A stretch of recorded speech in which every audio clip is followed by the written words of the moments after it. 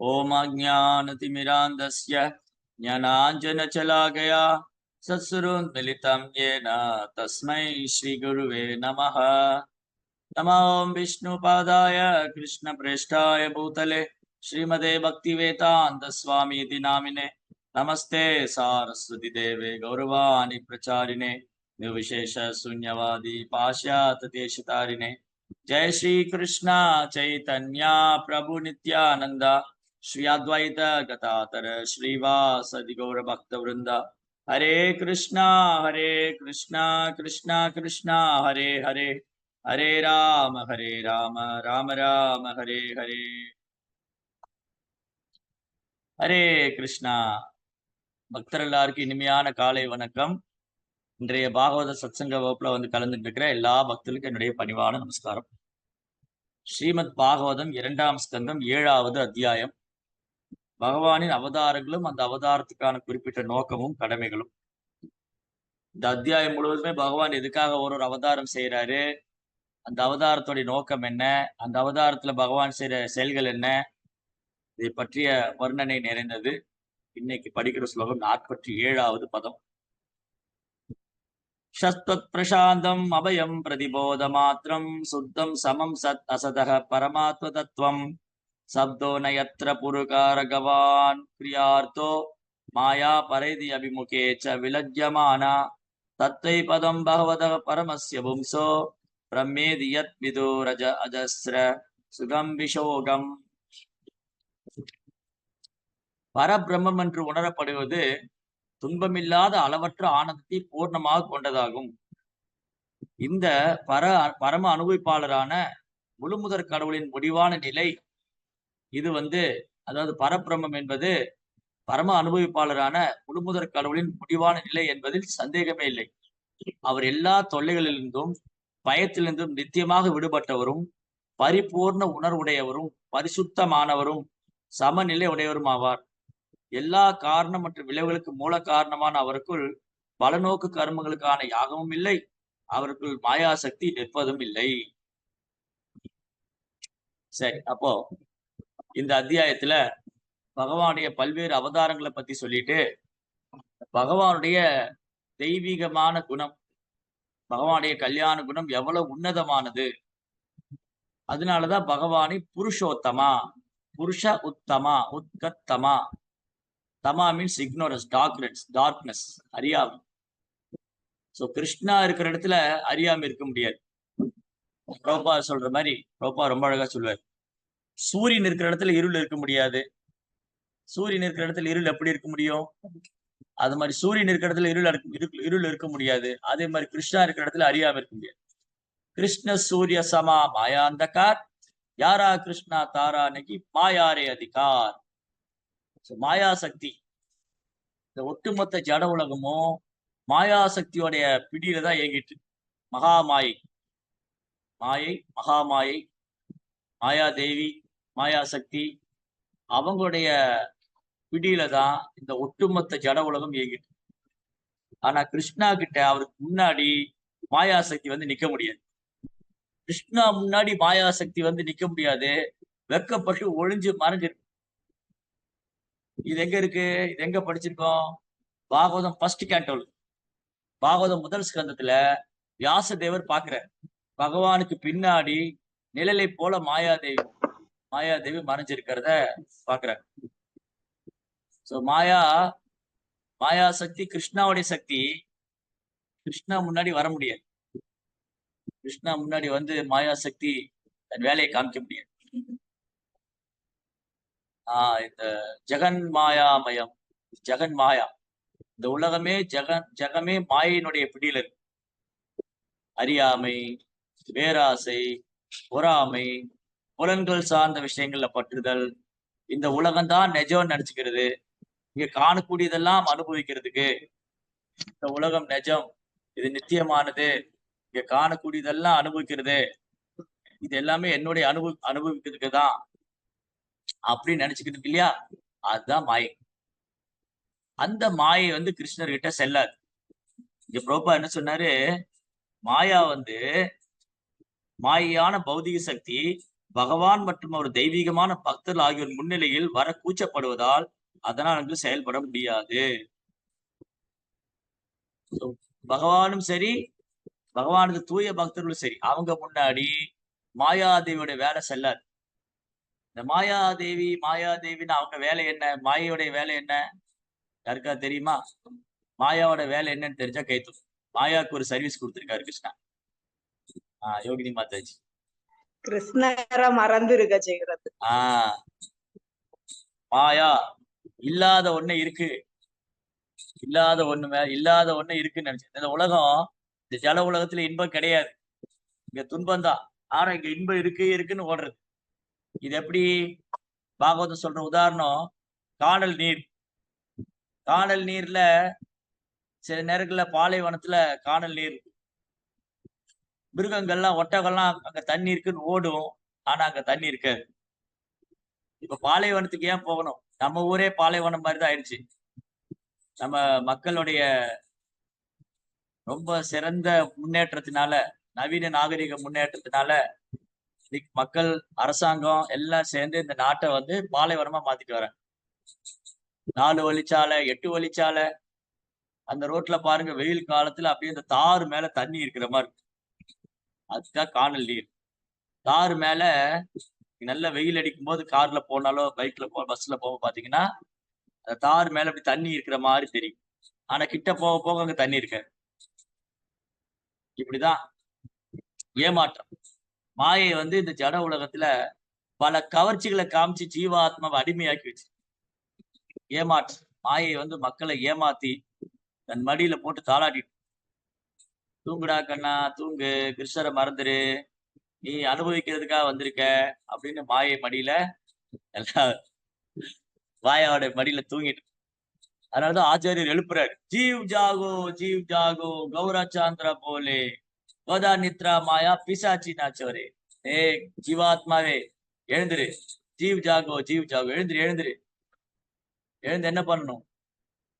கௌரங்களுடைய நாமத்தை சொல்லு. ஹரே கிருஷ்ணா கிருஷ்ண கிருஷ்ணா ஹரே ஹரே, ஹரே ராம ராம ராம ஹரே ஹரே. முதிலோ அருணா புரோபா. சூரிய உதயத்துக்கு முன்னாடி எழுந்திருச்சிரு. இல்ல மாயா என்ன பண்ணும்? நம்மள டார்ச்சர் பண்ணும். மாயா சக்தி பல கவர்ச்சிகளை காமிச்சு நம்மள வசீகரிச்சு. ஆனா கிருஷ்ணா வந்து எல்லாரையும் வசீகரிக்கிறவர். ஆக்கர்ஷயதி கிருஷ்ணா. கிருஷ்ணா எல்லாரையும் வசீகரிக்கிறாருங்கிறதுனால கிருஷ்ணாவுடைய சக்தி கிருஷ்ணரை வசீகரிக்க முடியாது.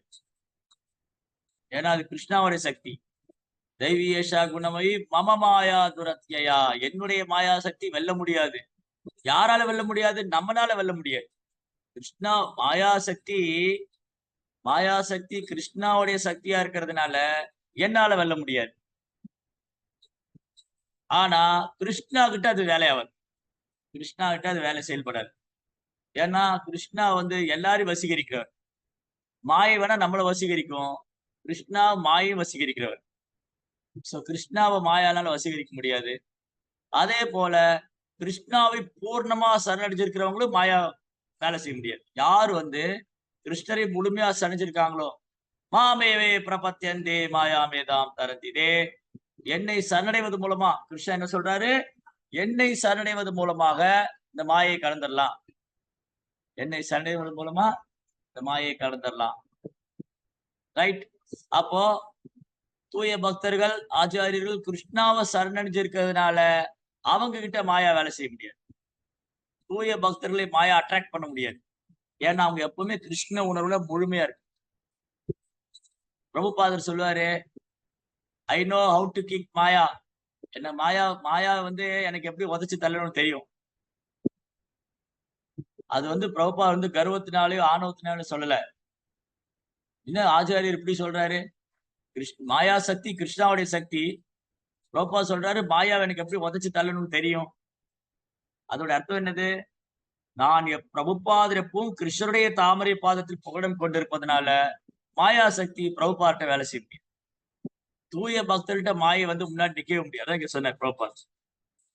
மாயா சக்தியானது, மாயான இந்த பௌதிக சக்தியானது பகவான் மற்றும் அவர் தெய்வீகமான பக்தர்கள் ஆகியோரின் முன்னிலையில் வர கூச்சப்படுவதால் அதனால் அங்கு செயல்பட முடியாது.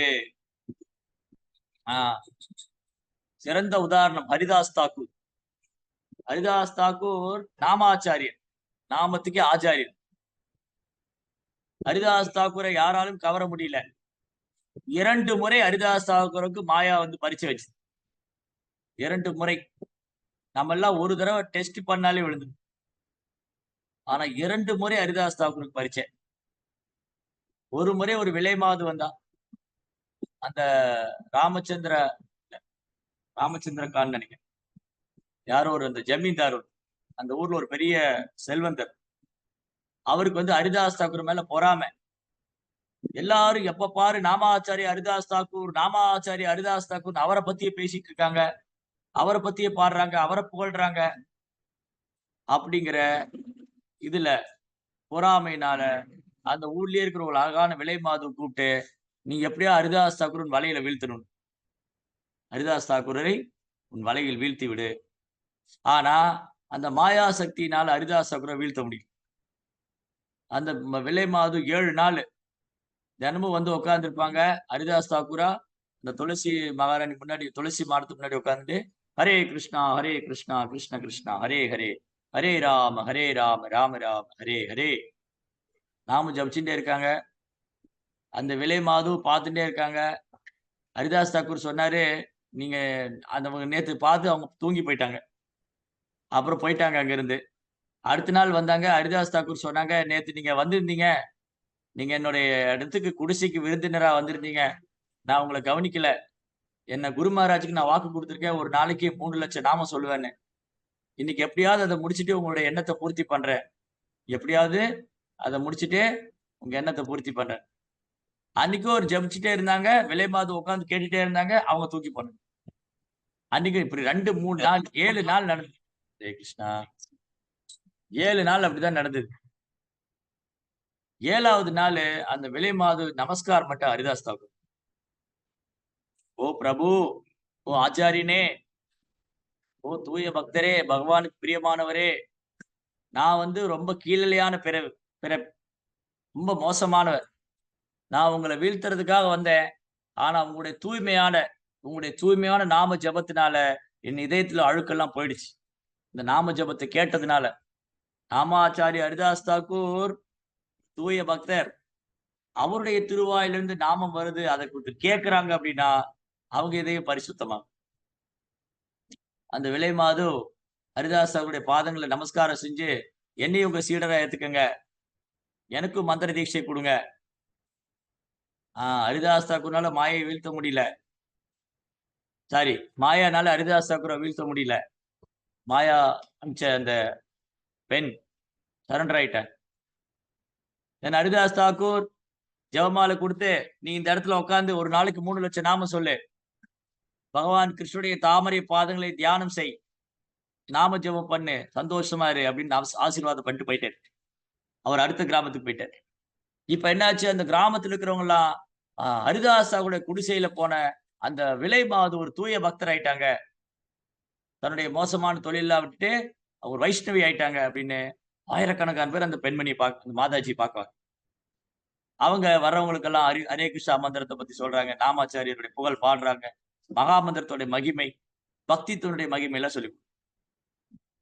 அப்போ மாயாதேவி பார்த்தாங்க, ஓ இந்த ஹரிதாஸ் தாக்கூரை வந்து இந்த பெண்மணியால் அட்ராக்ட் பண்ண முடியல, அப்ப நானே போறேன். I am personally.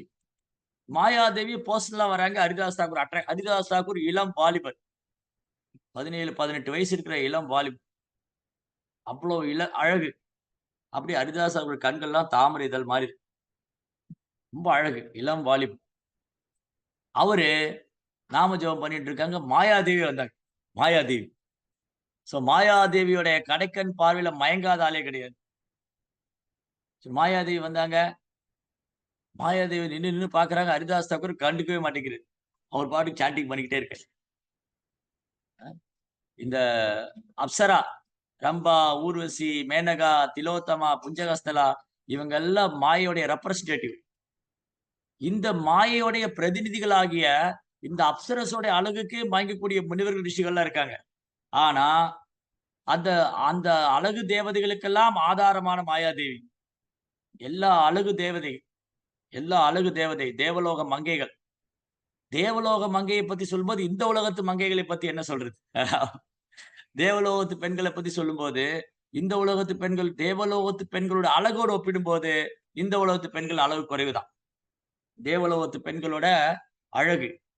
அவங்க பியூட்டி பார்லர் போக வேண்டாம். அவங்க மேக்கப் பண்ணிக்க வேண்டாம். நேச்சுரலாவே பியூட்டியா இருக்கும். அழகா இருக்கும். அப்போ தேவலோகத்து மங்கைகளோட இந்த உலகத்து மங்கைகளோட அழகுல மயங்குறவங்க இருக்காங்க.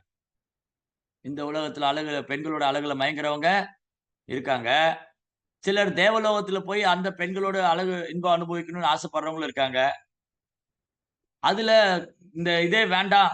எனக்கு இந்த பௌதிக இதே வேண்டாம் அப்படின்னு தவம் பண்ண போன முனிவர்கள் இருக்காங்க. ஆனா அவங்க இந்த தேவ மங்கைகளால கவரப்படுறாங்க. மேனகா, குஞ்சகஸ்தலா, திலோத்தமா இந்த மாரி நெறைய அப்சராஸ் இருக்காங்க. ஃபேன் போடுங்க. நெறைய அப்சராஸ் இருக்காங்க. அப்போ இந்த தேவ மங்கைகளால கவரப்படக்கூடிய முனிவர்கள், அந்த அப்சரஸ் தேவ மங்கைகளுக்கு ஆதாரமானவங்க மாயாதேவி. அந்த மாயாதேவி அப்படி ஒரு அழகு. ஏன்னா அவங்க கிருஷ்ணாவுடைய சக்தி. கிருஷ்ணாவுடைய சக்தி. அந்த மாயையினுடைய அழகுல மயங்காதவங்க யாரு தான் உண்டு? ஆனா ஹரிதாஸ் தாக்கூர ஹரிதாஸ் தாக்கூர மயக்க மட்டும் முடியல மாயாதேவினால. மாயாதேவி சரணடைஞ்சுட்டாங்க ஹரிதாஸ் தாக்கூர். ஓ ஹரிதாஸ் தாக்கூரரே! நீங்க பகவானுடைய தூய பக்தர். உங்கள போய் நான் அட்ராக்ட் பண்ணலான்னு வந்தேன். நான் தோத்து போயிட்டேன். மாயாதேவி ஒத்துக்கிட்டாங்க. அவங்களுடைய சக்தி வந்து ஒரு தூய பக்தர் முன்னாடி நிக்க முடியும். சோ மாயாதேவி சரண்டர் ஆயிட்டாங்க. அது மட்டும் இல்ல மாயாதேவி சொன்னாங்க, என்னையும் உங்க சீடரா ஏத்துக்கங்க. மாயாதேவி ஹரிதாஸ் அப்படி சீடராகி ஹரே கிருஷ்ணா மந்திரம் சொல்றாங்க. ஹரே கிருஷ்ணா, கிருஷ்ண கிருஷ்ணா, ஹரே ஹரே. ஹரே ராம, ராம ராம, ஹரே ஹரே. சோ மாயாதேவினால ஹரிதாஸ் தாக்கூர அட்ராக்ட் பண்ண மட்டும் முடியல. அது மட்டும் இல்ல அவங்க ஹரிதாஸ் தாக்கூர் தன் குரு ஆயிட்டு. மாயாதேவிக்கு ஹரிதாஸ் தாக்கூர் குரு ஆயிட்டாரு. பகவானுடைய புறசக்தியான, பௌதீக சக்தியான வெல்ல முடியாத சக்தி. யாராலும் வெல்ல முடியாத மாயா சக்தி, பகவானுடைய புறசக்தி, பௌதீக சக்தி, அந்த சக்தியை வெல்ல முடியாது. ஆனா ஹரிதாஸ் தாக்கூரா அந்த சக்தியை வென்றது மட்டுமல்ல, தன் சீடராவே ஆக்கிட்டார். அதுதான் தூய பக்தருடைய சிறப்பு, ஸ்பெஷல். அதனால இந்த மாயா சக்தி வந்து பகவான் முன்னாடியும் சரி, பகவான் தூய பக்தர் முன்னாடி செயல்பட முடியாது. நர நாராயணன் 2 பேர். நர நாராயணா 2 பேரும் தவம் பண்றாங்க. மாயாசக்தி ஒட்டுமொத்த அப்சராசி அனுப்பிச்சுட்டார். ரம்பா, மேனகா, திலோத்தமா, புஞ்சகஸ்தலா எல்லாம் வந்து டான்ஸ் ஆடிட்டே இருக்காங்க. டான்ஸ் ஆடுறாங்க. ஆடி கந்தர்வர்கள்லாம் வந்து பாட்டு பாடி, இசை கருவியெல்லாம் வாசிச்சு, அப்படியே பண்ணிக்கிட்டே இருந்தா, இவங்க எல்லாம் டயர்ட் ஆகி போனாங்க. ஒருத்தர் எவ்வளவு நேரம் பாட முடியும்? கந்தர்வர்கள் பாடி களைச்சு போயினாங்க. இசைக்கருவி வாசிச்சு களைச்சு போனாங்க. தேவமங்கையில் ஆடி களைச்சு போயிட்டாங்க. இந்திரன் பார்த்துக்கிட்டே இருக்காரு. இவங்க தவம் கலைக்கவே முடியலையே. 2 பேரு நரன், நாராயணன். சோ நரன் தூய பக்தர், அர்ஜுனா, நாராயணா, கிருஷ்ணா. சோ இந்த நரநாராயண ரிஷிகள வீழ்த்தவே முடியல. காமதேவன் அம்பு பானம் போட்டுக்கிட்டே இருக்காரு. காமதேவன் புஷ்பபானம், அம்பு பானம் போட்டுக்கிட்டே இருக்காரு. ஆஹ் எங்க அட்ராக்ஷன் வருது? ஜட உலகத்துல ஒரு ஆண் ஒரு பெண்ணை பாக்குறாங்க, ஒரு பெண் ஆணை பாக்குறாங்க. இமிடியேட்டா அட்ராக்ஷன். ஓ இந்த பொண்ணு அழகா இருக்கு, இந்த பையன் அழகா இருக்கான். இமிடியேட்டா. ரொம்ப என்ன சொல்லுவாரு, 5-6 வயசுல 2 குழந்தைகள் விளையாடிட்டு இருந்தது. ஒரு ஆண் குழந்தை, பெண் குழந்தை. அதுக்குள்ள எந்த ஒரு அட்ராக்ஷனும் இல்ல. That means there is no any sexual attraction. பால் உணர்வு சம்பந்தமான உணர்வு இல்ல. 5, 6 வயசு குழந்தைங்க. அதுவே அந்த 2 குழந்தைங்க வளர்ந்து 15, 14, 12 இப்பெல்லாம் 12, 13 வயசுலயே இப்பெல்லாம் வந்து ரொம்ப அட்வான்ஸ் ஆயிட்டாங்க. பள்ளிக்கூடத்திலேயே ஆரம்பிச்சிட்டாங்க. சோ அப்போ வந்து இந்த 12, 13 வயசு வந்து இமிடியேட்டா அட்ராக்ஷன், உடனே ஈர்ப்பு. ஓ அந்த பையன் ஸ்மார்ட், ரொம்ப அழகா இருக்கான். ஓ அந்த பொண்ணு வெரி பியூட்டிஃபுல், ரொம்ப அழகா இருக்கு. இமிடியேட்டா அட்ராக்ஷன். பும்சஸ்திரிய மிதுனி பாவம். ஆண் பொண்ணு பாக்குறாங்க, பொண்ணு ஆண் பாக்குறாங்க. அதனாலதான் என்ன பண்ணுவாங்க, கல்யாண பருவம் வந்தோடனே பொண்ணு பார்க்க போறாங்க. ஏன் பொண்ணு பார்க்க போறாங்க. அப்பதான் அட்ராக்ஷன் வரும். பொண்ணு பார்க்க போனாதான் அட்ராக்ஷன் வரும். ஓ! இந்த பொண்ணு பார்க்கலாம். பொண்ணு நல்லா இருக்கா? மூக்கு முழியுமா இருக்கா? சிவப்பா இருக்கா? Right okay. கல்யாணம் பண்ணு. அவங்க பக்தரா இருக்காங்களா? நல்ல பக்தி செய்வாங்களா? நல்ல பணிவா இருப்பாங்களா? பெரியவங்க கீழ்ப்படிஞ்சு நடக்கிறாங்களா? நல்ல சமையல்லாம் பண்ணுவாங்களா? குழந்தைகள நல்லா பார்த்துக்குவாங்களா? இந்த கேரக்டர்லாம் யாருக்கும் அவசியம். அதே மாரி அந்த பொண்ணும், ஓ! இங்க ஒரு பையன் இருக்கான். இவன் நல்லா பக்தி பண்ணுவாரா? தர்மத்த பின்பற்றுவாரா? நேர்மையான மனிதரா இருப்பாரா? புருஷன், ராமர் மாரி புருஷன்னா ராமர் மாரி இருப்பாரா? ஸ்திரீனா சீதா மாரி இருப்பாங்களா? No, no, no. அதெல்லாம் யாருக்கு வேணும்? அவர் எங்க வேலை பார்க்குறாரு? மாப்ள சாஃப்ட்வேர் இன்ஜினியரா இருக்காரு. ஓ! Software engineer very nice. எவ்வளோ சம்பளம்? 1 1/2 லேக். ஓ! 1 1/2 lakh. Very good, very good. Car, பங்களா. ஓ! Very good, very good. அப்புறம் எவ்வளோ நகை? நெறைய நகை போடுவாங்க. ஓ! Very nice. சோ இப்படிதான் இன்னைக்கு அட்ராக்ஷன். இதுதான் மாயா. இதான் மாயா சக்தி. சோ மாயா வந்து இப்படியெல்லாம் வேலை செய்யுது. சோ அப்ப என்ன ஆயிடுது? பொண்ணு பார்க்க போறான். அவன் வந்து மாயையில மாட்டிக்கிறான். அந்த பொண்ணு பையன பார்க்குறா. அவன் மாயையில இப்படி மாயா வந்து அட்ராக்ட் பண்ணும். எனிவே அவங்க பக்தி பண்ணும்போது தப்பிச்சுக்கலாம். அந்த தனிப்பட்ட கவர்ச்சி. இங்க பிரபுபா அழகா சொன்னார் பொருளுரையில. சொன்னாரு, ஆ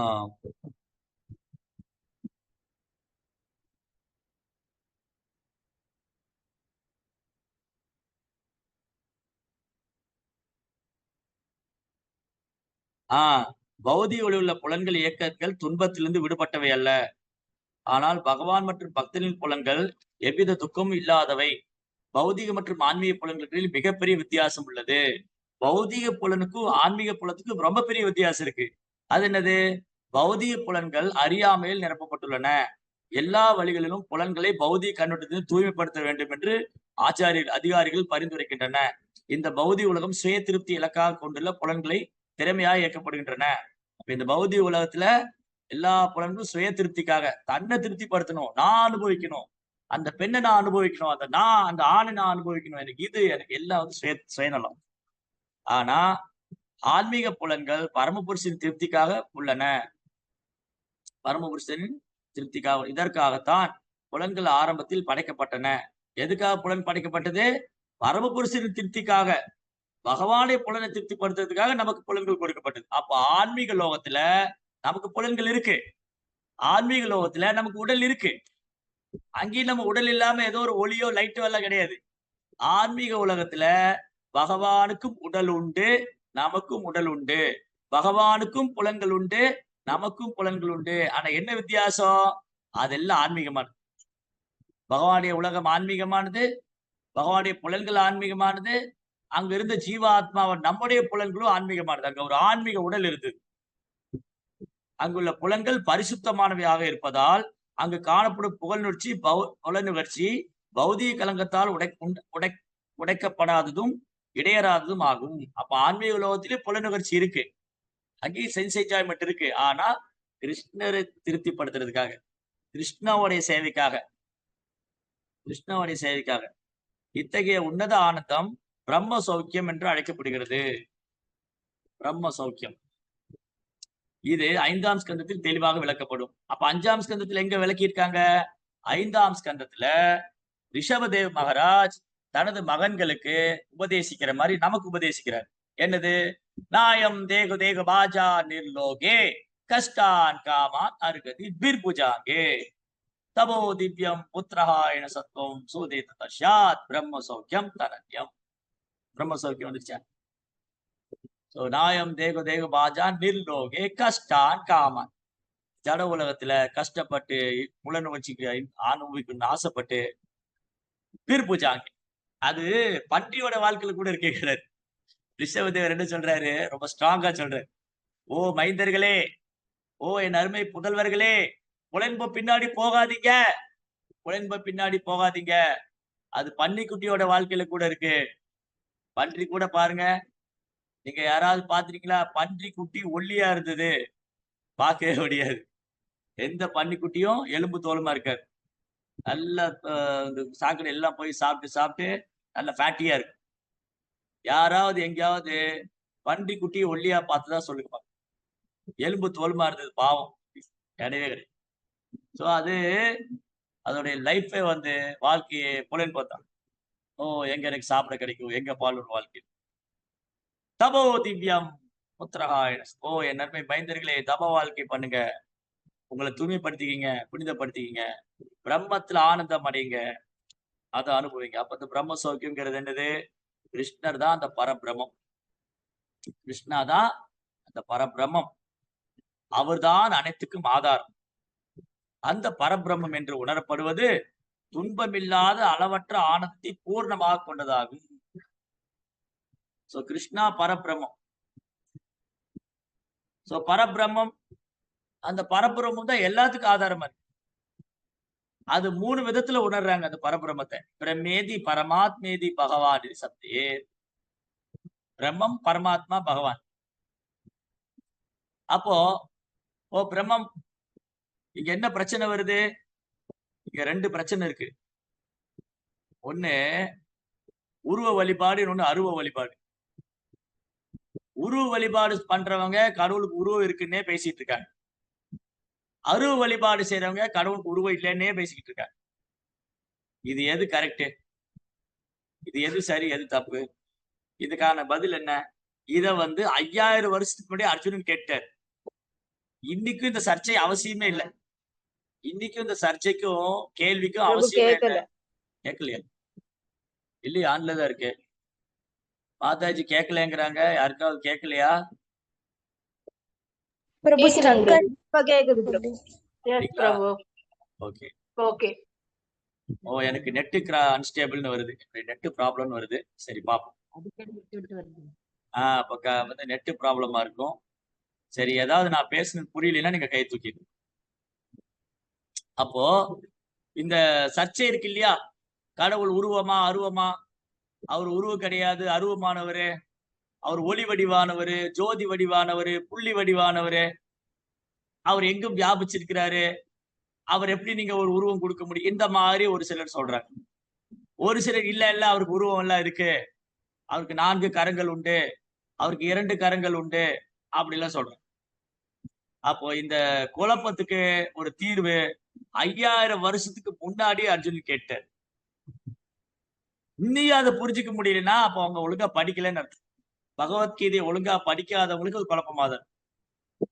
எல்லா உபநிஷத்தின் சாரமாக கிருஷ்ணர் பகவத்கீதை கொடுத்திருக்காரு.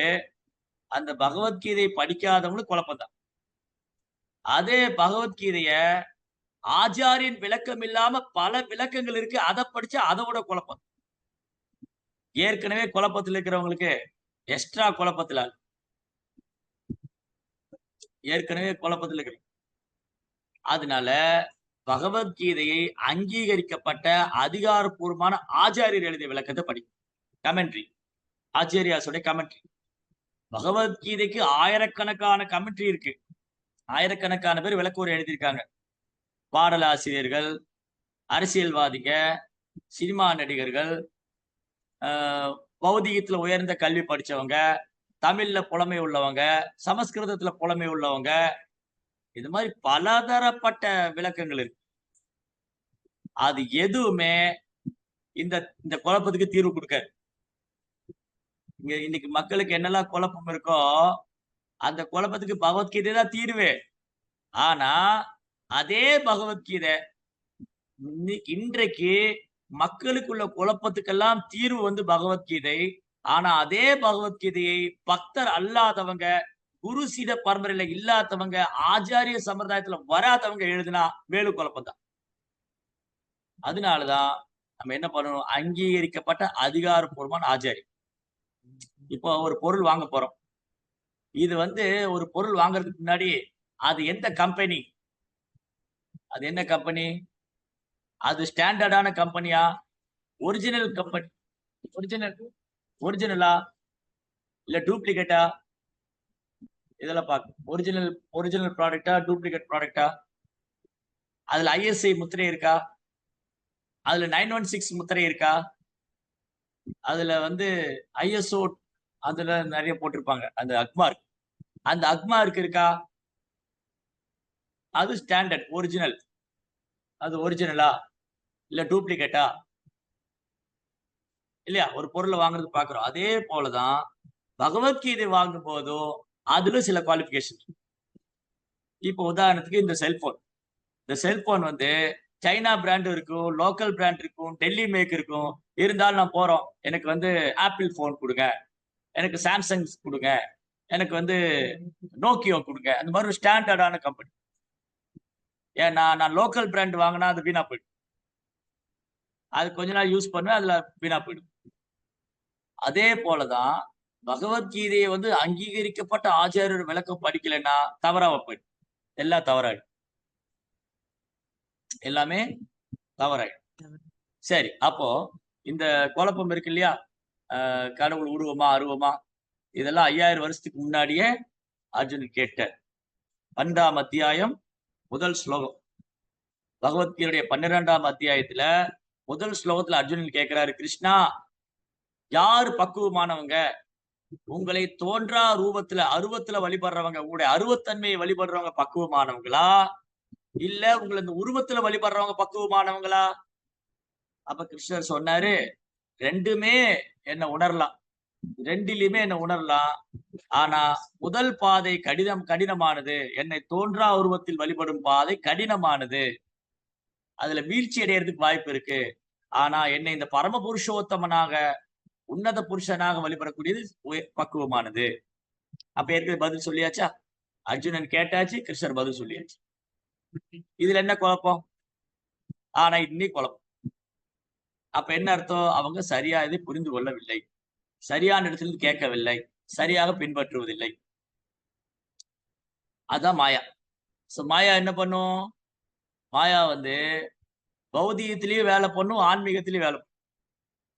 ஏன்னா அது கிருஷ்ணாவுடைய சக்தி. பௌதீகத்துல மாயையில இருக்கிறவங்க என்ன பண்ணுவாங்க?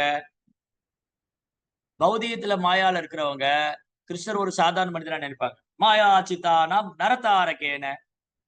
பௌதீகத்துல மாயையில இருக்கிறவங்க கிருஷ்ணர் ஒரு சாதாரண மனிதனா இருப்பாங்க. ஆன்மீகத்துல இருக்கிறவங்க கிருஷ்ணாவுடைய முழுமுதற் கடவுளான கிருஷ்ணனுடைய ரூபத்தை ஏற்றுக்கொள்ளாத அவங்களும் அறியாமல் தான். அவிசுத்த புத்தி. மாயா அபகிருத ஞானா. அவங்க வேதம் படிச்சதெல்லாம் அவங்க அறிவை மாயை அபகரிச்சுட்டு போயிடுச்சு. என்ன ஆச்சு? அவங்க ரொம்ப படிச்சதுனால ஏதேதோ கன்ஃபியூஸ் பண்ணிக்கிட்டு, அந்த உபநிஷத்து சொல்லியிருக்கு, இந்த உபநிஷத்துல சொல்லியிருக்கு, அந்த வேதத்துல சொல்லியிருக்கு. கடவுள் உருவம் இல்ல. ஆனா இங்க தெளிவா சொல்லியிருக்கு, பரம புருஷோத்தமனான முழுமுதற் கடவுள் முடிவான நிலை என்பதில் சந்தேகம். கிருஷ்ணாவுடைய கம்ப்ளீட் அந்த பரபிரம்மம். அப்ப என்ன அர்த்தம்? பிரம்மத்துக்கு ஆதாரம் பரபிரம்மம். இந்த உலகத்துல எல்லாம் பிரம்மம் பிரம்மம்னு சொன்னா என்னது அது பிரம்மம் பிரம்மம்? எல்லா பிரம்மம் தான். இங்க காணக்கூடியதெல்லாம் பிரம்மம் தான். அப்படின்னா என்ன அர்த்தம்? எல்லாம் இறைவனுடைய அம்சமா இருக்கு. அவர்ட்ட இருந்து தோன்றியிருக்கு. அந்த பிரம்மத்துக்கு ஆதாரம் பகவான்னு சொல்றாரு கிருஷ்ணன். பிரம்மனோகி பிரதிஷ்டா. அதனாலதான் அர்ஜுனன் சொல்றாரு, இங்க எல்லாம் பிரம்மம் பிரம்மம்னு சொன்னா கிருஷ்ணரும் பிரம்மம் இல்லப்பா, கிருஷ்ணர் பரம் பிரம்ம பரம் தாம பவித்ரம் பரமம் பவான். இங்க எல்லாமே பிரம்ம பிரம்மன்னு சொன்னா, ஆமா இங்க எல்லாம் பிரம்மம் தான். ஆனா கிருஷ்ணரும் அந்த பிரம்மம் அல்ல. கிருஷ்ணா வந்து பரபிரம்மம். அந்த பிரம்மத்துக்கு ஆதாரம் அவர்தான் உன்னதமான பிரம்மம்.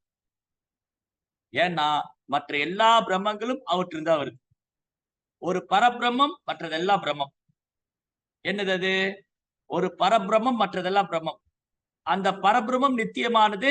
இங்க காணக்கூடிய எல்லாம் நித்தியமானது. ஆன்மா நித்தியமானது. எல்லா ஆத்மா நித்தியமானது. இங்க எல்லா பிரம்மம் ஆத்மாக்கள்லாம் நித்தியமானது. இப்ப பிரம்மம்னா நித்தியமானது, அழிவற்றது, மாற்றம். அப்ப ஆத்மாவும் பிரம்மம். ஆன்மாவும் பிரம்மம். ஏன் ஆன்மா பிரம்மம்? கிருஷ்ணா பரபிரம்மம், பரமாத்மா. அவருடைய சிறிய அம்சம் ஆன்மா வந்து பிரம்மம். ரொம்ப கவனமா பார்க்கணும் இந்த விஷயங்களை. இல்லாட்டி தப்பா புரிஞ்சுக்கும். அதனாலதான் பிரபுபாதர் மாதிரி ஆச்சாரியர்ட்ட இருந்து கேட்கணும். குருமார்கள்ட்ட இருந்து கேட்கணும். இல்லாட்டி நாமளும் தப்பா புரிஞ்சுக்குவோம். என்னது? இங்க சொல்லியிருக்கு பரபிரம்மம் வந்து பரம அனுபவப்பாளரான முழுமுதற் கடவுளின் முடிவான நிலை. அப்ப பிரம்மம் தான் முடிவான நிலையா? இல்ல. அந்த பரபிரம்மத்துக்கு ஆதாரம் கிருஷ்ணர். அவர் எல்லா தொல்லையிலிருந்தும் பயத்திலிருந்து நித்தியமாக விடுபட்டவரும், பரிபூர்ணமான உணர்வுடையவரும், பரிசுத்தமானவரும், சமநிலை உடையவரும் ஆவார்.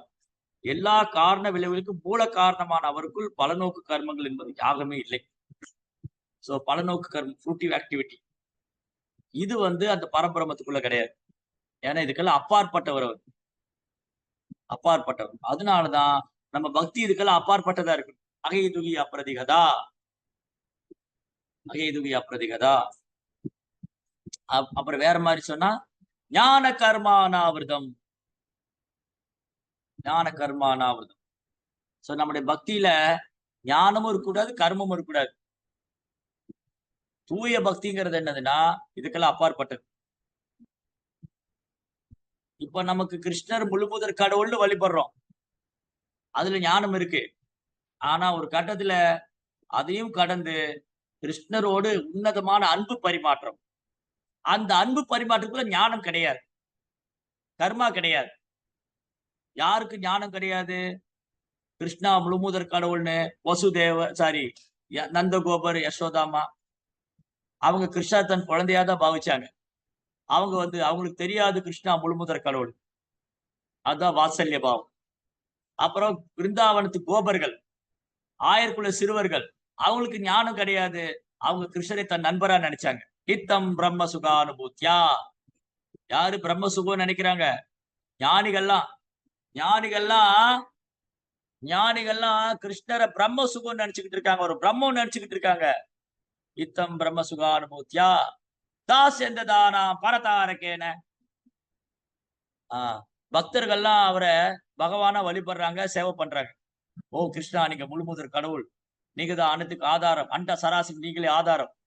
வசுதேவர், தேவகி, பாண்டவர்கள், குந்தி தேவி, திரௌபதி எல்லாம் கிருஷ்ணரை முழுமுதற் கடவுளா வழிபடுறாங்க. தாஸ்யந்ததானா பரதாரகேன மாயாச்சிதானாம் நரதாரகேன. மாயையில் இருக்கிறவங்க ஓ கிருஷ்ணா ஒரு சாதாரண மனிதன். ஆனா இந்த விருந்தாவனத்து கோபர்கள் என்ன புண்ணியம் பண்ணாங்க? அந்த கிருஷ்ணரோடு விளையாடிட்டு. விருந்தாவனத்து கோபர்கள் கிருஷ்ணாவோட விளையாடுறாங்க. விளையாண்டு போய் கிருஷ்ணா தன் நண்பரை ஜெயிக்க வச்சுட்டு அவர் முதுகுல தூக்கிட்டு போவார். அவர் முழுமுதற் கடவுள். இங்க பரிபூர்ணமானவர், பரிசுத்தமானவர், எல்லா காரணங்களுக்கும் விளைவானவர், மூல காரணம். பரபிரம்மத்துக்கு அவர்தான் அந்த பரபிரம்மம். எல்லாத்துக்கும் ஆதாரம்.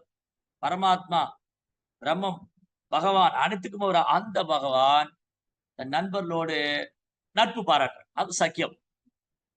சக்கியரஸ். பிருந்தாவனத்து கோபிகள் கிருஷ்ணர் மேல காதல் கொள்றாங்க. அவங்களுக்கு தெரியாது கிருஷ்ணா முழுமுதற் கடவுள். அவங்கள பொறுத்தவரை கிருஷ்ணா தன் காதலன். பிருந்தாவனத்து கோபிகளுக்கு, இளம் கோபிகளுக்கு கிருஷ்ணா தன் காதலன். பிருந்தாவனத்து இளம் கோபிகளுக்கு கிருஷ்ணா தன்னுடைய காதலன். பிருந்தாவனத்து இளம் கோபர்களுக்கு, அதாவது சிறுவர்களுக்கு கிருஷ்ணா தன் நண்பன். பிருந்தாவனத்துல மூத்த கோபர்களுக்கு கிருஷ்ணா தன் குழந்தை. அப்ப அங்க ஞானம் கிடையாது. ஞானத்தினுடைய தாக்கம் கிடையாது. கர்மத்தினுடைய தாக்கம் கிடையாது. ஆனா மதுரால உண்டு, துவாரகையில உண்டு. அதுவும் பக்தி தான். ஆனா அவங்களுக்கு தெரியும் கிருஷ்ணா முழுமுதற் கடவுள். 16,108 ராணிகளுக்கு தெரியும் கிருஷ்ணா முழுமுதற் கடவுள். அந்த முழுமுதற் கடவுள் கணவரா இருக்கும். அவரை விட சிறந்த ஒரு புருஷோத்தம் இருக்க முடியாது. வசுதேவர், தேவகி எல்லாருக்கும் தெரியும் கிருஷ்ணா முழுமுதற் கடவுள். ஆனா அதனையும் கடந்த தூய பக்தி. இதுவும் தூய பக்தி தான். ஆனா அந்த தூய பக்திக்குள்ள ஒரு ஞானம் இருக்கத்தான் செய்யுது. யாருடைய பக்திக்குள்ள ஞானம் இருக்கத்தான் செய்யுது? வசுதேவர், தேவகி, அர்ஜுனா, பாண்டவர்கள். ஆனா பகவானே கருணையால, யோகமாய சக்தியினால் அங்க மகாமாயை கிடையாது. எங்க மகாமாயை கிடையாது? பாருங்க, தூய பக்தர்கள்ட்ட மகாமாயை கிடையாது. அப்ப வசுதேவர், தேவகி, பாண்டவர்கள் இவங்க தூய பக்தர் தான். இவங்களை மகாமாயை அட்டாக் பண்ண முடியாது. ஆனா யோகமாயினுடைய ஏற்பாட்டினால அவங்க சில நேரம் மறந்துடுவாங்க கிருஷ்ணா முழுமுதற் கடவுள். கிருஷ்ணா அவங்களோட எப்படி விருந்தாவனத்துல நந்தகோபருக்கும் யசோதைக்கு குழந்தையா இருக்காரோ அதே போல தேவிக்கும் குழந்தையா இருக்கு. எப்படி கோபர்களோடு நண்பனா இருக்காரோ அதே போல அர்ஜுனன் கூட நண்பரா இருக்கு. எப்படி கோபிகளோடு அன்பு பரிமாற்றம் அதே மாதிரி தன் மனைவிகளோடு அன்பு பரிமாற்றம். பட் ஆனா துவாரகை லீலையிலையும் மதுரா லீலையும் கிருஷ்ணர் முழுமுதற் கடவுள் தெரியும். ஆனா விருந்தாவனத்துல அந்த கோபர்கள் முன்னாடி, கோபிகள் முன்னாடி பகவான் என்ன அற்புதம் செஞ்சாலும், அதிசயம் பண்ணாலும் அது நம்ம குழந்தை, அது நம்ம ஆயர்குலத்துல சேர்ந்தவர். அது நம்ம குழந்தை, யசோதாவோட குழந்தை. ஏதோ நாராயணனுடைய கருணையால அந்த குழந்தை இப்படி எல்லாம் பண்ணுது. 6 வயசு குழந்தை ஒரு பெரிய மலையை தூக்கி நிறுத்த முடியுமா? அது அன்னைக்கே கர்கமுனி சொன்னாரு, இந்த குழந்தை வந்து எப்பவுமே நாராயணரால காப்பாற்றப்படுவாரு, ஆசீர்வதிக்கப்பட்டு. ஓ! அப்ப நம்ம கிருஷ்ணருக்கு நாராயணன் தான் சக்தி குடுத்திருக்காருங்களா? பட் ஆனா அவங்களுக்கு தெரியாது. இந்த கிருஷ்ணாவுடைய அவதாரம் தான் அம்சம் தான் நாராயணர். கிருஷ்ணாவுடைய விரிவங்கம் நாராயணன். அதனால அர்ஜுனன் சொல்றாரு, கிருஷ்ணர் ஒரு சாதாரண பிரம்மம் அல்ல. அவர் பரபிரம்மம். பரபிரம்மம் எங்க இருக்கு? பரபிரம்மம் எப்பவுமே நீலாச்சலத்தில் இருக்கு. அப்ப யாரு? கிருஷ்ணர் தான் பரபிரம்மம். நீலாச்சல நிவாசாய நித்யாய பரமாத்மனே பலபத்ராய சுபத்ரபியாம் ஸ்ரீ ஜெகநாதாய பரபிரம்மம். சோ பரபிரம்மம், ஜெகநாதர், அவருக்கு உருவம் இருக்கு, அவருக்கு லீலைகள் இருக்கு. ஆஹ் அதனால யாரும் இதை புரிஞ்சுக்க முடியாது. பக்தர் அல்லாதவனால புரிஞ்சுக்க முடியாது. அப்புறம் பக்தி தொண்டுக்கு வராத யோகிகள் ஞானிகளால புரிஞ்சுக்க முடியாது. கிருஷ்ணர் தான் பரபிரம்மம். அர்ஜுனன் சொல்றாரு, கிருஷ்ணா நீங்க தான் அந்த பரபிரம்மம், பரம்தாம். இதே ஸ்லோகம் தான் அர்ஜுனன் சொல்றாரு. பரிபூர்ணமான உணர்வுடையவரும் பரிசுத்தமானவரும் வந்துருச்சா? பவித்ரம் பரமம் பவா. பவித்ரம் மீன்ஸ் பியூரஸ்ட் ஆஃப் ஆல். தூய்மையானவற்றெல்லாம் தூய்மையானவர், மங்களமானவற்றெல்லாம் மங்களமான. அதனால இந்த உபநிஷத்துக்கெல்லாம் வந்து என்ன சொல்லியிருக்குன்னா, இந்த பிரம்மனை உணர்றதுக்கு அப்ப ஏன் உபநிஷத்துல அப்படி சொல்லியிருக்கு? கிருஷ்ணர் தான் பரபிரம்மம், கிருஷ்ணர் தான் முழுமுதற் கடவுள், அவர் தான் பகவான்னா ஏன் வேதத்திலும் உபநிஷத்திலையும் அந்த பிரம்மம் சொல்லியிருக்கு? ஏன்னா ஆரம்ப நிலையில் இருக்கிறவங்க ரொம்ப அழகா சொல்லி, பொருட்களை பௌதிக கண்ணோட்டத்துடன் அணுகுவதை கைவிடுவதே உபநிஷத்தின் வழியாகும். ஆனால் இது பரம புருஷனின் தெய்வீகமான புலன்களை மறுப்பதாகாது. மேலும் முக்தியடைந்த ஆத்மாக்கள் கூட புலன்கள் அற்றவர்கள் அல்ல. இல்லை என்றால் உன்னதமான ஆனந்தத்தை அவர்கள் தடையின்றி பரிமாறிக்கொள்வது சாத்தியமாகாது. பகவானுடையதும் பக்தருடையதுமான எல்லா புலன்களும் பௌதிக கலங்கள் இல்லாதவையாகும். இங்கு தெளிவாக குறிப்பிடப்பட்டது போல சத் அசதக பரம, அவை பௌதிக காரண விளைவுகளுக்கு அப்பாற்பட்டவையாக இருப்பதால் இதுவே காரணமாகும். அப்ப என்ன அர்த்தம்னா, கிருஷ்ணரை முழுமையா உணர முடியாதவங்க அவரை இந்த விதத்துல அணுகலாம். அவருடைய சக்திகளை உணர்றது மூலமா. ஆனா அது முழுமையானது ஆகாது. இப்போ வந்து ஒரு ஒரு ராஜா இருக்காரு. ஒரு ராஜாவோ ஒரு தலைவர், அரசியல் தலைவர், பிரதம மந்திரி. பிரதம மந்திரி வந்து அவர் டெல்லியில இருக்காரு. ஆனா இங்க ஒருத்தர் சொல்றாங்க, பிரதம மந்திரி இந்த சட்டம் கொண்டு வந்திருக்காரு, அதை நம்ம பின்பற்றணும். அவரு டெல்லியில இருக்காரு, நான் ஏன் அதை பின்பற்றணும் அப்படின்னு கேட்க முடியும். அப்போ பிரதம மந்திரி தன் சக்தி மூலமா எல்லா பக்கம் இருக்காரு இல்லையா?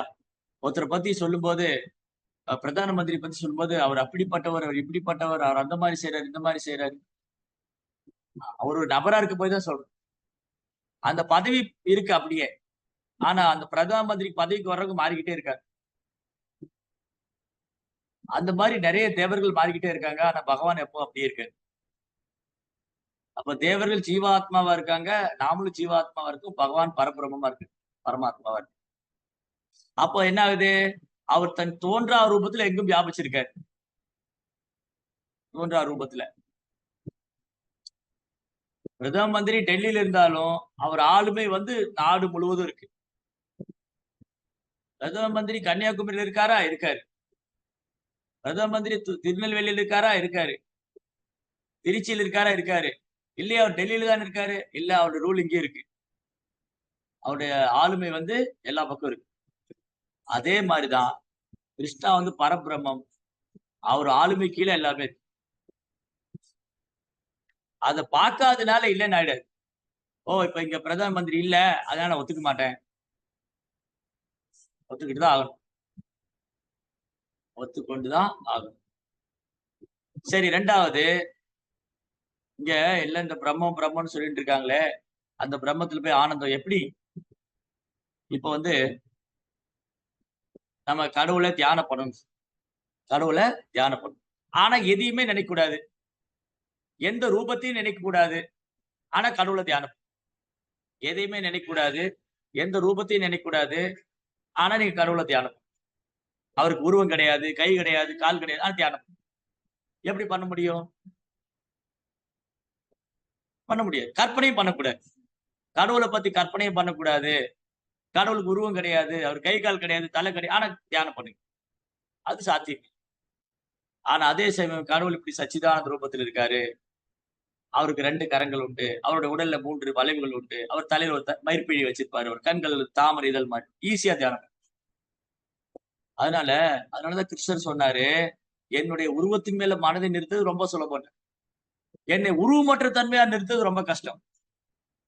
இப்ப வந்து இன்னொரு உதாரணம். நான் வந்து அமெரிக்காவுடைய அதிபரை பார்த்ததில்ல. அமெரிக்க அதிபரை நான் பார்த்ததில்ல. ஆனா நீங்க வந்து சொல்றீங்க, அமெரிக்க அதிபர் மேல நீங்க அன்பு செய்யணும். ஓ! அப்படியா? எப்படி நான் அமெரிக்க அதிபர் மேல அன்பு செய்றது? அவருடைய போட்டோ குடுக்க, அவர்கிட்ட பேசணும், அவர பார்க்கணும். நோ, நோ அதெல்லாம் பண்ணக்கூடாது. அமெரிக்க அதிபர பத்தி ரூபத்த நாங்க சொல்ல மாட்டோம். அமெரிக்க அதிபர் எப்படி இருக்காரு? அவர் உருவம் எப்படி இருக்கும்? அவர் எப்படி பேசுவாரு? என்ன எதுவுமே நாங்க சொல்ல மாட்டோம். ஆனா நீங்க அவர் மேல அன்பு செய்யணும். அது எப்படி பண்ண முடியும்? அந்த நபர் யாரு? அவர் எப்படி இருப்பாரு? எந்த மாரி பேசுவாரு? எந்த மாரி நடப்பாரு? எப்படி பழகுவாரு? இதெல்லாம் தெரிஞ்சா தானே அன்பு செய்ய முடியும். இது எதுவுமே சொல்ல மாட்டேன். இது எதுவுமே கிடையாது. ஆனா நீங்க அன்பு செய்யணும். எப்படி அன்பு செய்ய முடியும்? அதனால தான் இது மலையளவு வித்தியாசம் இருக்கு. எது மலையளவு வித்தியாசம்? ஒரு நபரை பற்றி தெரியாமல் அவர் மேல அன்பு செய்ய முடியாது. அதே போல கிருஷ்ணர பற்றி தெரியாம அவர் மேல அன்பு செய்ய முடியாது. அப்போ இந்த பிரம்மவாதிகள், அருவவாதிங்க இவங்க கிருஷ்ணனுடைய ரூபத்தை ஏற்றுக்கொள்ளாதனால, இவங்க பிரம்மத்தை உணர்வுன்னு நினைக்கிறதுனால, இவங்கனால கிருஷ்ணர் மேல அன்பு செய்ய முடியாது. ஏதோ அப்படியே வரட்டு கற்பனையும் தவம் பண்ணி ஏதோ முயற்சி பண்ணலாம். இவங்க 4 விதிமுறை கடைபிடிக்கலாம். மது அருந்தாம இருக்கலாம், மாமிசம் சாப்பிடாம இருக்கலாம், தகாத உறவு எல்லாம் வெரி குட், வெரி குட். பிரம்மச்சரிய விரதத்த சன்னியாசம் எல்லாம் ரொம்ப ஸ்ட்ரிக்ட்டா ஃபாலோ பண்ணலாம். ஸ்ட்ரிக்ட்டான சன்னியாசிலாம் இருக்காங்க, மாயாவாத சன்னியாசி. ரொம்ப ஸ்ட்ரிக்ட்டா சன்னியாசத்த ஃபாலோ பண்ணலாம், விரதம் இருக்கலாம், சாஸ்திரத்த கரைச்சு குடிக்கலாம். ஆனா, கிருஷ்ணரை ஏற்றுக்கொள்ளல அப்படின்னா, அந்த ஒரு இடத்துல வந்துட்டு என்ன ஆயிடுச்சு, அவங்க ஆனந்தம் போச்சு. அவங்க ஆனந்தம் போச்சு. அப்ப அவங்க எத ஆனந்தம் நெனைக்கிறாங்க? இந்த பிரம்மத்தை உணர்றது ஆனந்தம் நெனைக்கிறாங்க. அது வந்து கிருஷ்ணரை உணரக்கூடிய, கிருஷ்ணரிடம் அன்பு செய்யக்கூடிய பக்தன் அடையக்கூடிய ஆனந்தத்துல ஒரு கடுகளவு சமமாகாது. ஏன்னா இங்க ஆனந்தமே இல்ல. இங்க அன்பே இல்ல. எதுல? இறைவனை பிரம்மமா உணர்றதுல. அதனாலதான் இங்க ரொம்ப அழகான வர்ணனை. அந்த பரபிரம்மம் என்று கிருஷ்ணர் உணரப்படுகிறார். அவர் துன்பமில்லாத அளவற்ற ஆனந்தத்தை பூர்ணமாக கொண்டுள்ளார். அப்ப பிரம்மத்தை உணர்ந்து துன்பங்கிறார் கிருஷ்ணா. கிளேஷோ அதிகரத்தேஷாம் அவ்யக்தா சத்தச்சேது. அவ்யக்தாகி கதிர் துக்கம். துக்கம் தான், கஷ்டம் தான். ஓ! கடவுள உருவமற்ற தன்மையில உணர்றது ரொம்ப கஷ்டம். உணர முடியாது. எப்படி நீங்க உணர்வீங்க அவர? அமெரிக்க அதிபர் யாருன்னே தெரியாம அவர் மேல அன்பு செஞ்சு நீங்க ஆனந்தம் அடைங்கன்னு எப்படி பண்ணும்? அமெரிக்க அதிபர் யாருன்னே தெரியாம நீங்க அவர் மேல அன்பு செய்யுங்க. அப்போ உங்களுக்கு ஒரு ஆனந்தம் கிடைக்கும். ஆனா யாருன்னே தெரியாதப்பா எப்படியப்பா அன்பு செய்வேன்? எப்படியப்பா ஆனந்தம் கிடைக்கும்? இதுதான் பிரச்சனை. அதே சமயம் நாம கிருஷ்ணன் மேல அன்பு செய்யலாம். அந்த அன்பு பூர்ண ஆனந்தம். இவர் நம்ம கிருஷ்ணா பூர்ணானந்தர். அந்த கிருஷ்ணர் மேல அன்பு செய்வது பக்தருக்கும் பேரானந்தம், பரமானந்தம். பிரம்மானந்தம் ஒரு சின்ன டிராப் தான். அதனால இதெல்லாம் ஏற்கனவே பலமுறை விளக்கியாச்சு. பகவத்கீதையில, பாகவதத்துல. ஆனா மக்கள் இத சரியா புரிஞ்சுக்காதனால, இந்த கல்வி, இந்த பாடம் இல்லாதனால, கடவுள் இருக்காரா? இல்லையா? அவர் குரு இருக்கா? இல்லையா? அவர் ஏன் வரமாட்டேங்கிறாரு? ஏன் கண் முன்னாடி வரல? கடவுள் என்ன பண்றாரு? பல்வேறு கேள்விகள். அந்த கேள்விக்கான பதில் எல்லாமே பாகவத்திலே இருக்கு. அதனால இந்த 3 உணர்வுல கடவுள பிரம்மமா உணர்றதோ, பரமாத்மா உணர்றதோ, இதெல்லாம் உயர்ந்தது அந்த பரபிரமனை பரம புருஷோத்தம்னா முழுமுதற் கடவுளாக உணர்வு. அதுதான் அந்த சூரியனை பத்தி சொன்னது. பிரபா சொன்னார் இல்லையா? சூரிய சூரிய வட்டம், சூரிய கதிர், சூரியன். சூரிய வெளிச்சத்தை வச்சு மட்டும் சூரியனை உணர்ந்ததா ஆரம்பம். நான் வீட்டுல உட்கார்ந்து இருந்தேன். ராத்திரி தூங்கிட்டு இருந்தேன். திடீர்னு பார்த்தா வெளிச்சம் வந்தது. சூரியன் வந்தாச்சு. கரெக்ட் தான். சூரியன் வந்தாச்சு. ஆனா அது முழுமையான அறிவா இல்ல. இந்த வெளிச்சம் எங்கிருந்து வந்தது? அந்த வட்டத்துல இருந்து வந்தது. அந்த வெளியே ஒரு வட்டம் தெரியுதா? சூரிய வட்டம். அதுல இருந்து வந்தது. அந்த சூரிய வட்டம் எங்கிருந்து வந்தது? ஆஹ் அங்க வந்து ஒரு கோள் இருக்கு. அங்க ஒரு சூரிய தேவன் இருக்காரு. அங்க ஒரு பிரஜைகள்லாம் இருக்காங்க. அந்த கிரகத்தை அவர் நிர்வாகம் பண்றாரு. எல்லா கிரகத்துக்கும் ராஜாவா இருக்கிறாரு. அவர் யாருடைய மேற்பார்வையில இருக்கிறாரு? கோவிந்தமா ஆதி புருஷன் தமம். அதனால முழுமையான பிரம்மத்தை உணர்வதை விட அதுல பிரபுபாதர் ரொம்ப அழகா சொன்னார். பிரம்மத்தை உணர்றவங்களுக்கு ஓரளவுக்கு பிரம்மத்தை உணர முயற்சி பண்ணலாம். ஓரளவுக்கு உணர்வும் செய்யலாம். 1000 பேர் பிரம்மத்தை உணர முயற்சி பண்ணா அதுல ஒருத்தர் பிரம்மத்தை ஓரளவுக்கு உணரலாம். 1000 பேர் பரமாத்மாவை அறிய முயற்சி பண்ணா அதுல ஒருத்தர் ஓரளவுக்கு பரமாத்மா உணரலாம். ஆனா இந்த பிரம்மத்தை உணர்ந்தவங்க பரமாத்மா உணரல. பரமாத்மா உணர்ந்தவங்க பிரம்மத்தை உணரல. ஆனா ஒரு கிருஷ்ண பக்தர் பகவானை பிரம்மமாவும் உணர முடியும், பரமாத்மாவும் உணர முடியும். அவர் சச்சிதானந்த ரூபம். எல்லாத்துக்கும் ஆதாரம் அவர் தான். பகவான் பிரம்மமாவும் செயல்படுவாரு. ஏன்னா அவர்தான் பரபிரம்மம். அவர்தான் எல்லா இடத்துலயும் பரமாத்மா இருக்காரு. இந்த ரெண்டுக்கும் அவர்தான் ஆதாரம். அவர்தான் முழுவதும். அப்ப முழுமையான அறிவு பக்தர்கிட்ட தான். Complete knowledge. பகவானை பற்றிய பூர்ணமான அறிவு பக்தர்கிட்ட இருக்கு. இது பிரம்மவாதிக்கோ யோகிக்கோ ஞானிக்கோ கிடையாது. ஆனா அவங்க நம்மளோட கடுமையா தவம் பண்ணலாம். நீங்க சில ஞானிகள் யோகிகள்லாம் குடும்ப வாழ்க்கையை விட்டு நகர வாழ்க்கையை விட்டு காட்டுல போய் கடும் தவம்லாம் செய்யறாங்க. இன்னைக்கு குறைஞ்சிட்டாங்க. இமயமலையில எல்லாம் இருக்காங்க. இமயமலை, திருவண்ணாமலை அங்கெல்லாம் கொஞ்சம் கொஞ்சம் ஞானிகள் யோகிகள் சித்தர்கள்லாம் இருக்கு. அவங்கள மாதிரி தவ வாழ்க்கையில வாழ முடியாது. ஆனா அல்டிமேட்லி கோல் என்ன? பிரயோஜனம் என்ன? கிருஷ்ணா விட்டார். கிருஷ்ணா விட்டார். அதே சமயம் ஒரு கிருஷ்ண பக்தர் வந்து இல்லற வாழ்க்கையில இருக்காரு. குடும்பம், மனைவி, குழந்தை எல்லாம் இருக்கு. ஆனா அவர் 24 மணி நேரம் கிருஷ்ணருக்கு சேவை பண்ணிட்டே இருக்காருன்னா அவர் என்ன இழந்துட்டார்? என்ன இழந்துட்டார்? அவருக்கு கிருஷ்ணா முழுமுதற் கடவுள்னு தெரியுது. அவர் வந்து ஆச்சாரியுடைய விளக்கத்தை ஃபாலோ பண்றாரு. ஆச்சாரியுடைய இன்ஸ்ட்ரக்ஷன் வழிகாட்டுதலை பின்பற்றாரு. அவர் குடும்ப வாழ்க்கையில இருந்தாலும் அவர் முதல் தரமான யோகி ஞானியமா இருக்காரு. அது அழகு. அந்த யோகத்திலும் ஞானத்திலையும் பக்குவமா இருந்தா பக்தன். யோகத்திலையும் ஞானத்திலையும் எப்போ ஒருத்தர் பக்குவமாகறாரோ அப்பதான் ஒரு பக்தராகிறார். எப்போ வந்து யோகத்திலையும் ஞானத்திலையும் பக்குவமாயி கிருஷ்ணரை முழுமுத கடவுளை ஏத்துக்கிறாரோ அப்பதான் ஒரு பக்தராகிறார். அந்த பக்தன் வந்து கிருஷ்ணரை முழுமுத கடவுள் தெரிஞ்சு சேவை பண்ணுவாரு. அப்போ ஒரு தூய பக்தர் ஆவாரு. எப்போ ஒருத்தர் வந்து இதுக்கெல்லாம் அப்பாற்பட்டு கிருஷ்ணரோடு களங்கமில்லாத அன்பு, அதாவது ரிலேஷன்ஷிப், கிருஷ்ணரோட ரிலேஷன்ஷிப்ல இந்த உலகத்துல எதுக்கு இல்லாம கேவலமான ரிலேஷன்ஷிப்ல வச்சிருக்கு. கிருஷ்ணாவோட ரிலேஷன்ஷிப்ல வரும்போது அந்த ரிலேஷன்ஷிப் வந்து கிருஷ்ணா முழுமுதற் கடவுளையும் மறக்க வச்சு. அதுதான் பியூட்டி.